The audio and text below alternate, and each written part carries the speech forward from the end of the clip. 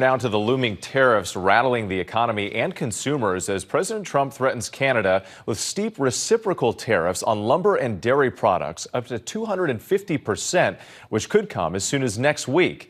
Economists predicting that higher lumber tariffs could unleash pain across the U.S. and would add up to $10,000 to the cost of building a new single-family home. And the threat of tariffs on goods from Mexico and Canada have consumers worried about yet another spike in food inflation when they're already shelling out more for groceries. And Wall Street responding too with one of its worst weeks in 6 months. Here's ABC's senior White House correspondent Selina Wang in Washington. Tonight, American business is bracing for President Trump's latest tariff threat. Trump vowing new tariffs on Canadian lumber and dairy products in response to the up to 250% tax Canada puts on American dairy and lumber to protect its own industries. They make it impossible for us to sell lumber or dairy products into Canada. Economists and builders warn higher tariffs on lumber could cause pain here in the U.S.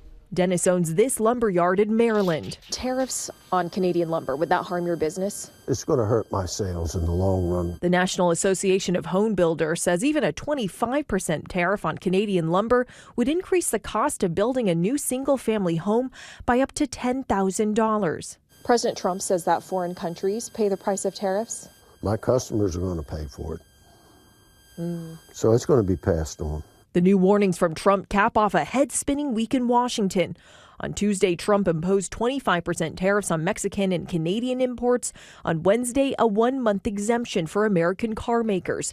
Then one day later, another one-month delay for tariffs on most goods from Mexico and Canada. The confusion and chaos tanking the stock market in one of its worst weeks in 6 months. The president saying the uncertainty is here to stay. There'll always be changes and adjustments. There'll always be some modifications. I mean, if you have a wall in front of you, sometimes you have to go around the wall instead of through it. What DOGE is really trying to do.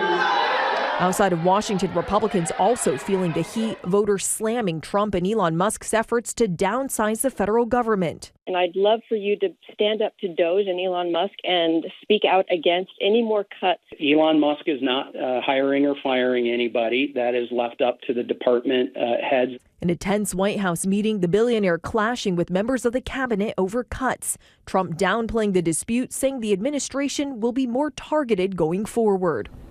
And Selina Wang joins us now from the White House. Selina, you're also learning new details about the Republican plan to avert a government shutdown.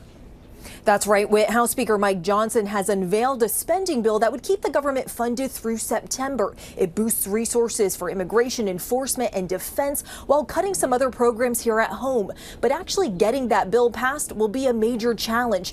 Democrats are against it. They argue that it empowers Elon Musk in his efforts to aggressively slash federal spending.